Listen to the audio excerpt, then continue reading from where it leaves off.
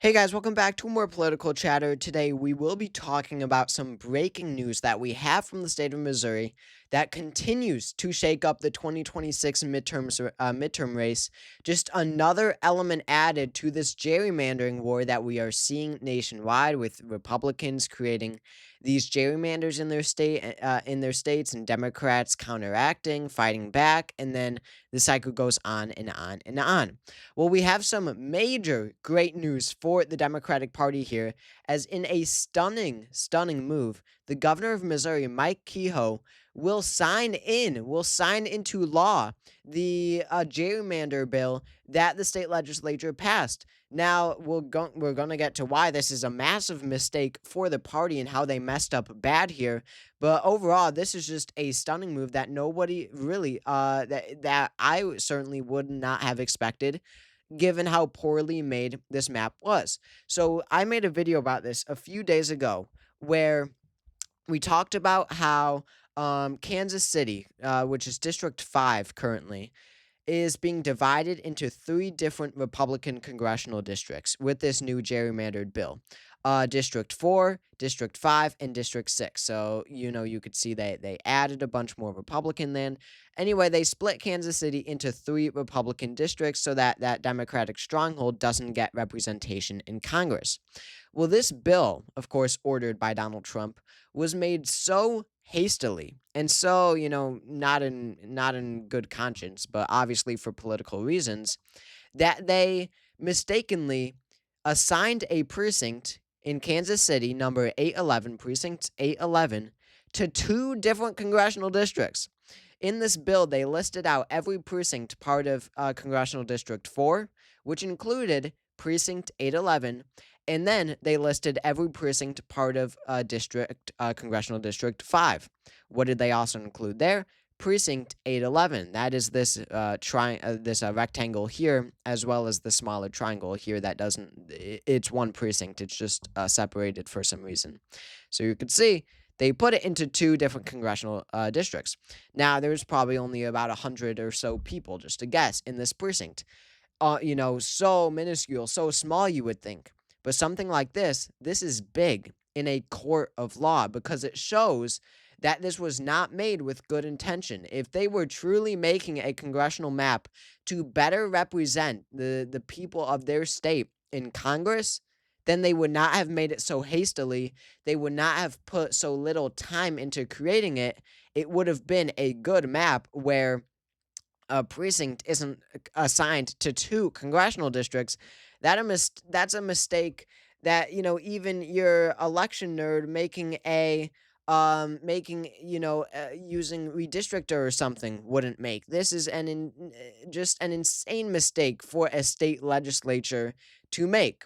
So anyway, the fact that the governor, Mike Kehoe, signed this into law instead of striking it down so that they could create another map to pass that's a good map, or not a good map, but you know what I mean, a map that doesn't include an unconstitutional precinct assigned to two districts, then we would, be talking about something different here. Now we're saying, now that it's into law, a court could strike this down, and then they would, then the court will intervene to make sure that the map comes out fair and not gerrymandered. So my point is, with Mike Kehoe signing this into law instead of striking down, I mean, if he did veto this bill, they would be able to create a new one. It could be the same exact thing, except they delete precinct 811 from one of the districts, whether it be District 4, District 5, it doesn't matter. All they needed to do was propose a new map. It could be the exact same thing, where Precinct 811, obviously, is part of one district, not two. That's all they had to do. But for whatever reason, I don't know why, the governor decided to sign it into law. Now, there is already a pending lawsuit filed against this gerrymander. There is a group, I forget what it's called, maybe it says some here if you find it.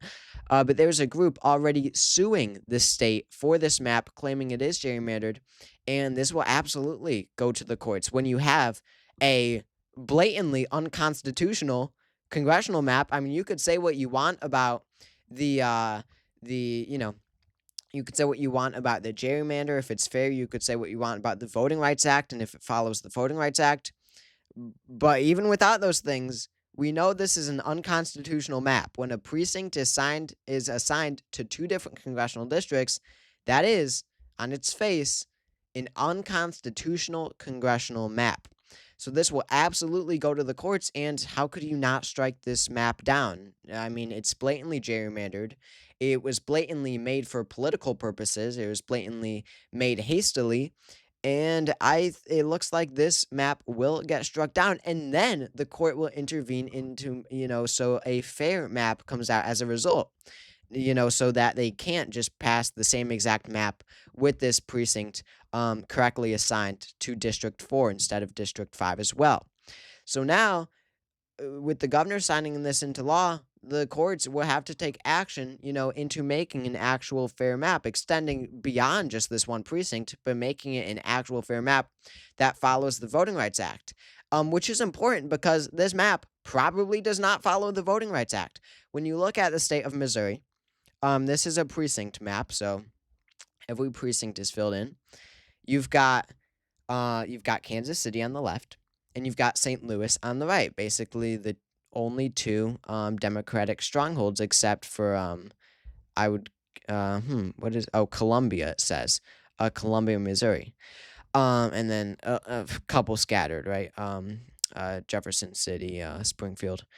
But mostly obviously two most democratic parts of the state, Kansas City and St. Louis. And you can see the districts drawn out here, right? Or these are the current districts. But when you look at the new map that they are trying to produce, just look at how it so clearly splits one of the two democratic strongholds in the state into three different areas. In a fair map, if they were really trying to argue that this was a fair map, in any normal fair map, you would have, follow my mouse here, you would have it come up and you would have it continuing the county lines. The point of a congressional map, what they try to do most of the time, at least when you're trying to make a fair map, is you try to follow county lines. You try to keep counties together. So they could have easily gone up here and followed that straight line up to the river, follow the river, and continuing to follow the county lines and add this part somewhere else. But no, they had to add in this extra leg here to fill a third of St. Louis. I'm sorry, Kansas City. And then they gave the rest to the other congressional districts. I wish I had an overlay, but you could just imagine it. Well, actually, we can. We could sort of see how the top border of Congressional District 5 follows this river right here, this line of a river. Well, we could follow this river up up here. Follow my mouse there. So that means that all this, it's lighter blue, nonetheless, but still a very strong, very much a stronghold of the Democratic Party here in Missouri. All of this part above this river is now assigned to Congressional District 6. A small strip below that is part of District 5, just about this. Follow my mouse. And then everything below that assigned to Congressional District 4. So there you have it. That's how they do it. That is how they cheat the system to ensure that Kansas City does not have real representation in Congress. I mean, it would be so hard to defend this map in court. In what universe would this map, where you've got one city divided into three districts, how would that in any way be fairer than this, where it's compact, it's clean, and for the most part, it follows county lines? This, I don't know what that is. That divides two counties into three congressional districts. So a blatantly unconstitutional map, and it's really interesting because here we had what we thought before were certain seats to flip in 2026 because of gerrymandering, just because of gerrymandering. We had the five in Texas. There's five in Texas that are almost guaranteed flips as of now. In California, you had five in retaliation that are guaranteed flips. Wes Moore in the Maryland state legislature is talking a lot about ousting Andy Harris in Maryland. That is almost certain at this point. And then you had Indiana with Frank Mervan. I think that's the first district of Indiana. Republicans and Trump are trying to target him there, try to get him out. That's almost certain as well. And then you had Missouri. And we thought that Emmanuel Cleaver in Missouri's 4th district was supposed to be gone after the gerrymander. And then came Precinct 811, to the detriment of Republicans, and now it's almost certain that that map will be overturned for a fairer congressional map.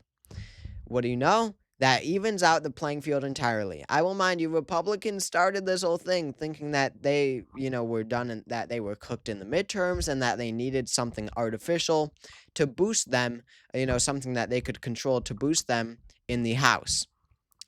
That ended up being completely useless. Democrats have adequately countered, which is rare for the party, I might add.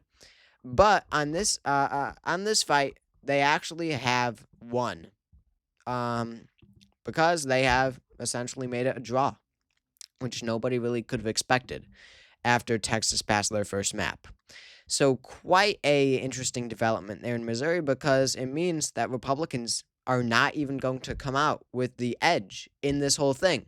It will turn out to be a completely even playing field. Most likely, maybe Democrats have a 1 seat edge, or Republicans have a 1 seat edge if, Virginia acts, or Kentucky acts, or Tennessee acts, or Florida acts. Who knows? Or Oregon is looking to act, or Washington.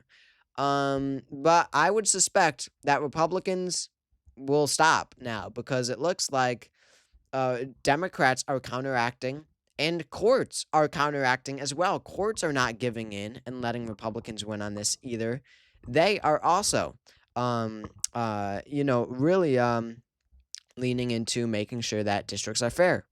Also, one more thing I meant to bring up: look at the demographics of Missouri. Obviously, it's almost all black people rather than Asian or Hispanic or whatever. I mean, this is Missouri, a semi-southern state, and I bring this up because of the Voting Rights Act. There is no really law banning partisan gerrymandering, but there is a law prohibiting racial gerrymandering, and that is the Voting Rights Act of 1965. So when you have one of the two states with a predominantly, very large predominant African American population, again, Kansas City and St. Louis, when you have one of those areas being split so that African Americans do not get a voice in Congress, instead, they're dispersed into three different districts. Does that violate the Voting Rights Act? I don't know. It may very well in a court of law. And we know this is going to a court of law. So that will be, if it is struck down, it may very well be on the basis of the Voting Rights Act, which would be something to watch for sure. So thank you all for watching this video. If you all enjoyed, make sure to subscribe down below. That helps out a lot. Drop a comment to let me hear what your thoughts are on this, and I will see you all later.